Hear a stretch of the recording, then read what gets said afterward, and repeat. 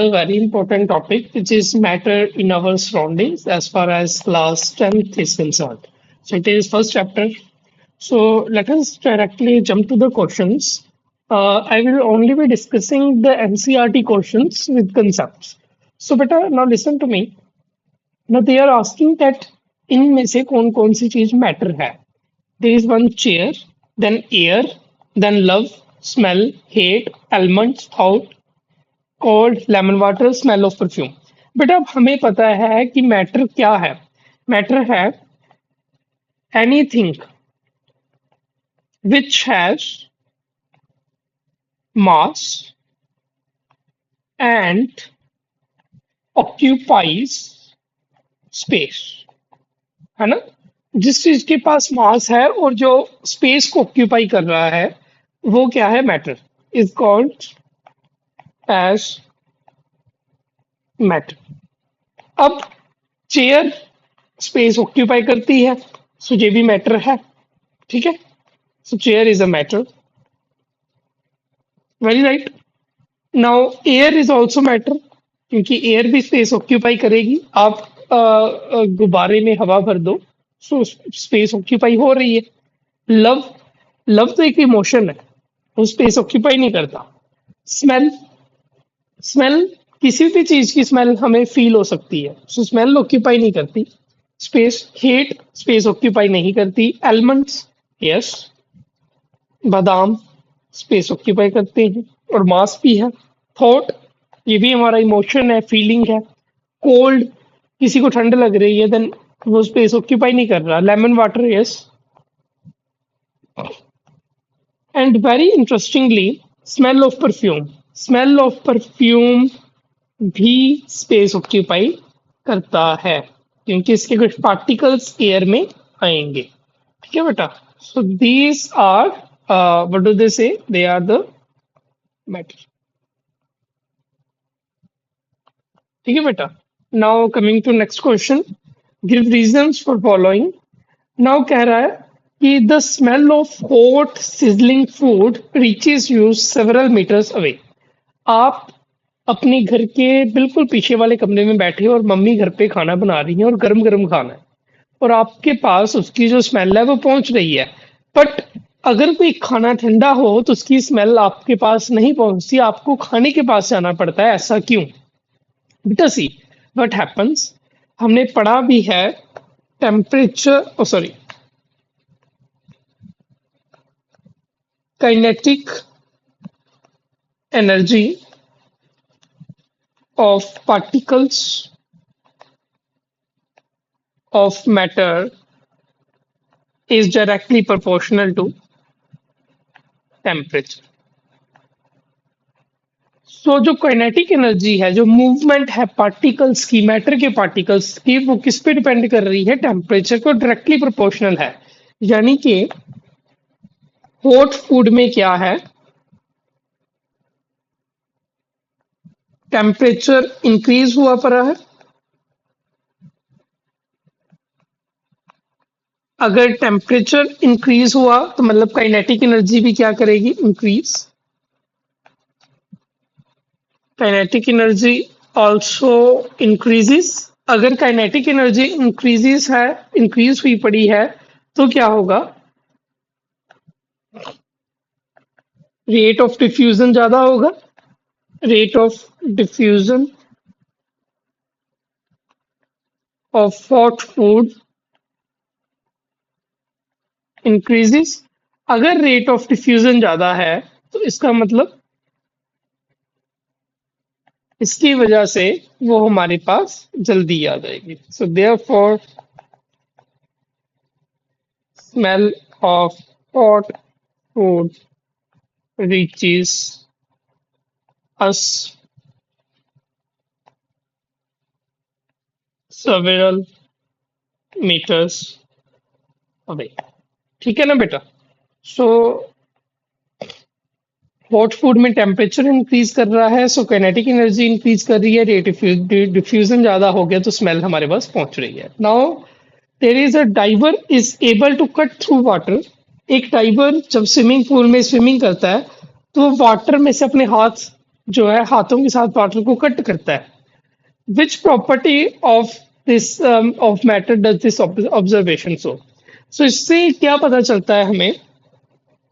इससे यही पता चलता है कि नंबर वन, जो पार्टिकल्स ऑफ मैटर है, जो पार्टिकल्स है वो बहुत ज्यादा क्लोज नहीं है ना। सो उनके पास the particles of matter that is water have space, space, it is not spaces, sorry, space between them. Number two, ये भी बात पता चल रही है कि अगर उनके पास स्पेसिस है एंड उसकी जो फोर्स ऑफ अट्रैक्शन है मैटर्स के बीच, पार्टिकल्स के बीच में, वो भी थोड़ी कम है ना।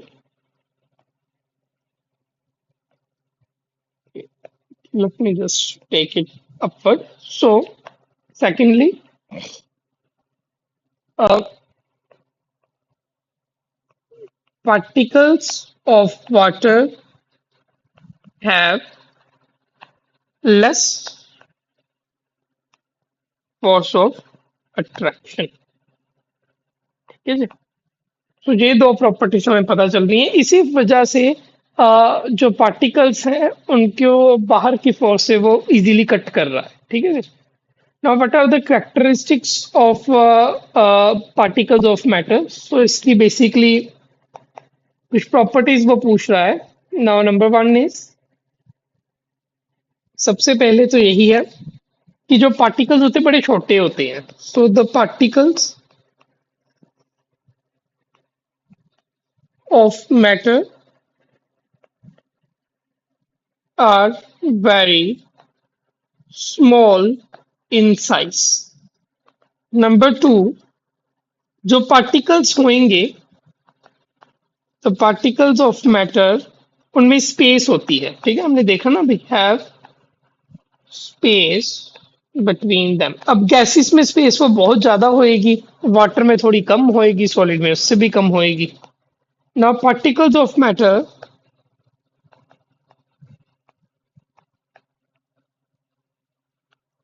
आर कंटिन्यूसली मूविंग, वो हमेशा मूव करते रहेंगे, कंटिन्यूसली मूविंग। चाहे किसी का रेट ऑफ डिफ्यूजन कम हो सकता है, किसी का ज्यादा हो सकता है, बट मूव सारे के सारे करेंगे। Now last is the particles of matter, जो पार्टिकल्स रहेंगे वो एक दूसरे को अट्रैक्ट करेंगे, attract each other.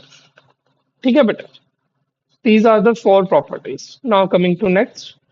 Uh, Now next question is the mass per unit volume. The mass per unit volume is density. ठीक है, सो वो कह रहा है कि आपको अरेंज करना है कि डेंसिटी किसकी ज्यादा रहेगी, एयर की ज्यादा रहेगी, एग्जॉस्ट की ज्यादा रहेगी, हनी की, वाटर की, चौक की, कॉटन की, या फिर आयरन की। सो बेटा सबसे पहले देखो वॉल्यूम सबसे ज्यादा किसका है? एयर का वॉल्यूम सबसे ज्यादा है ना।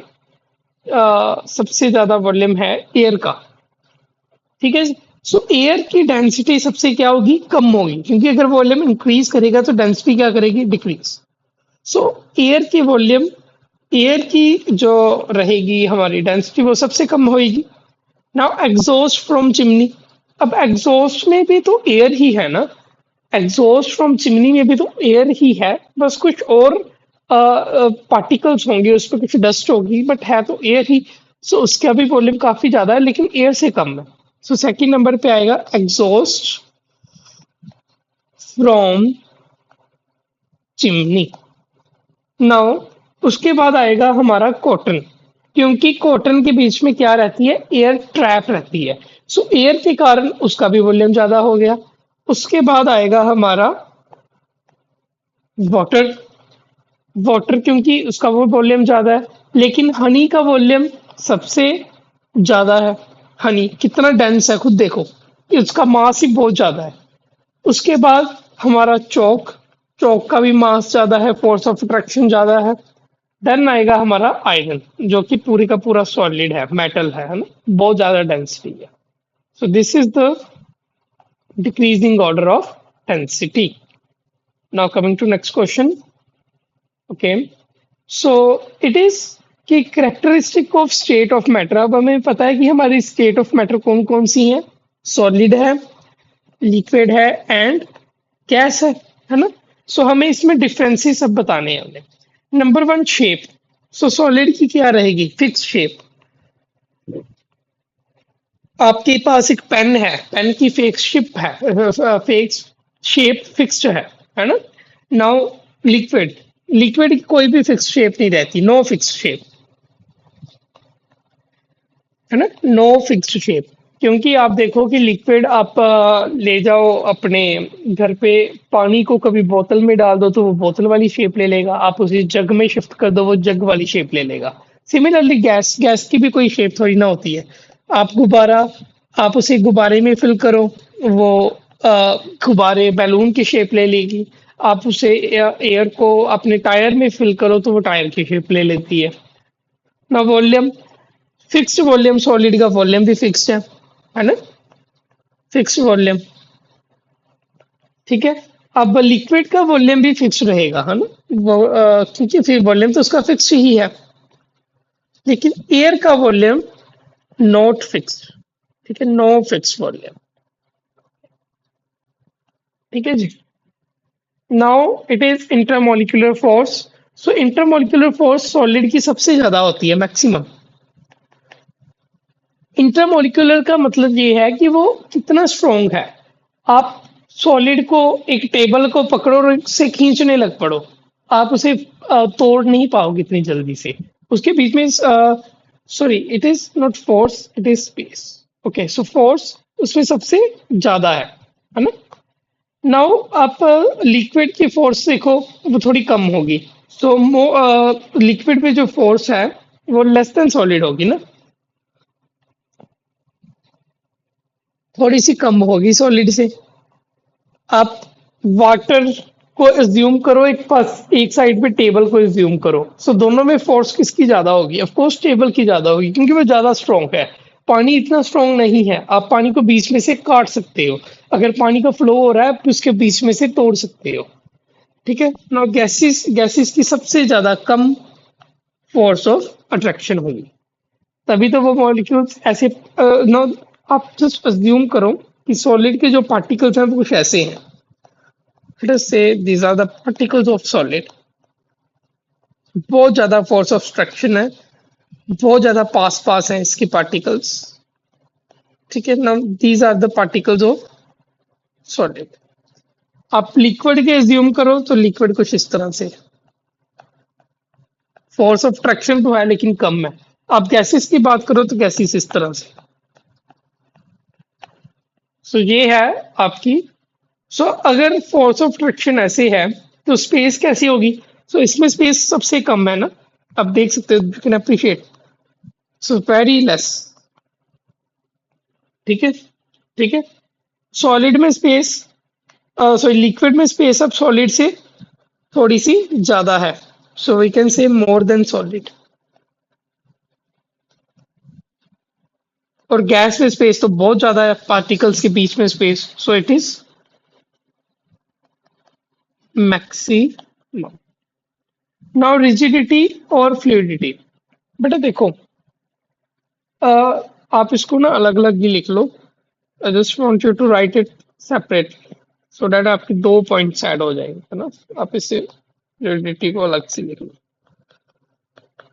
नाउ रिजिडिटी, सॉलिड रिजिड होता है. रिजिड का मतलब क्या है कि वो अपनी शेप में ही रहता है. आप टेबल पे अपना हाथ रखो, बहुत ज्यादा फोर्स लगाओ, लेकिन टेबल टेबल ही रहेगा, उसकी शेप सेम रहेगी.